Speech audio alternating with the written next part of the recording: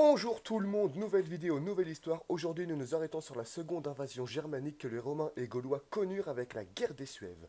Cette invasion fut décisive dans la prise de décision de César d'en finir avec les peuplades barbares libres du continent. Elle marque aussi le début de la guerre des Suèves qui précède directement la guerre des Gaules. Arioviste, un jeune chef germain, profite du vide laissé par Teutobod pour unir tous les clans suèves et former une puissante confédération germanique. Cette vidéo est son histoire.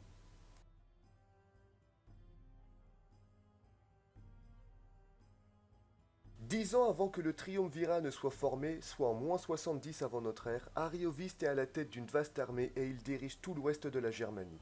De l'autre côté du Rhin, en Gaule, deux des trois grandes tribus gauloises sont en guerre l'une contre l'autre. Ce sont les Éduins qui attaquent les Sécanes, depuis -75. Les Sécanes sont débordés par la puissante confédération des Éduènes, qui fédère également les Bellovaques, les Parisii, les Sénons, les Aulerques et les Bituriges, contre les Sécanes. Les Sécanes n'ayant pas d'autre choix, décident de faire une demande d'aide au Germain suève d'Arioviste. Ce dernier accepte en échange d'une partie du territoire gaulois, ce que les Sécanes acceptent d'offrir en échange de la victoire. Arioviste conclut donc une alliance avec les Gaulois Sécanes contre les Éduènes et leurs alliés.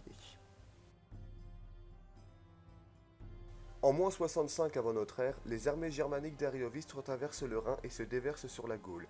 Elles affrontent premièrement celles des alliés des Éduins, qu'elles écrasent sévèrement sur les plaines d'actuelle Alsace. Depuis cette défaite, qui est un cours dur pour les Éduins, leurs alliés se replient dans leur oppidum.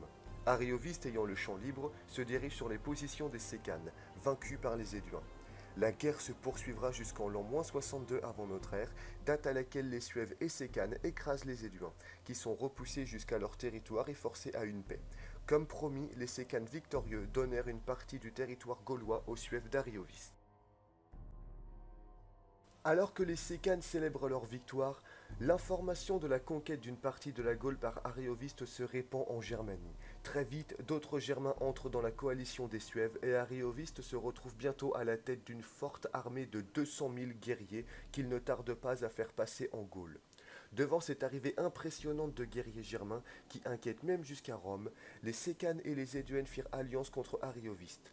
Cependant, en -60 avant notre ère, la coalition gauloise est défaite par les Suèves.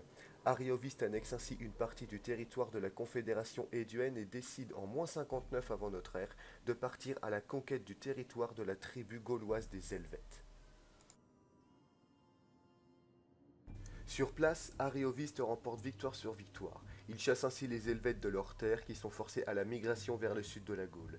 Les Germains victorieux s'installent sur un vaste territoire. Côté gaulois, la défaite affaiblit grandement leur sentiment d'unité. La confédération éduène connaît les différends internes, les Sécanes ont perdu une vaste partie de leurs terres et les Helvètes y sont complètement chassés. Enfin, côté romain, la stabilité de la région gauloise termine de donner comme mission au Sénat sa pacification. La faiblesse des tribus gauloises face aux Germains fait comprendre à Rome qu'une soumission de la Gaule est possible et la victoire des Germains force Rome à l'intervention avant qu'il ne s'implante durablement et qu'il devienne plus fort. Jules César profitera également de cette volonté d'annexion de la Gaule par Rome pour ses intérêts politiques personnels.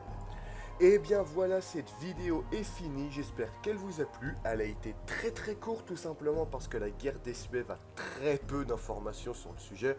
Il y a énormément de sauts temporels qui nous empêchent d'avoir une vue globale de la situation, mais je vous ai vraiment transcrit les grosses lignes. En tout cas, si cette vidéo vous a plu, n'hésitez pas à vous abonner, à lâcher un commentaire, et pourquoi pas à liker la vidéo.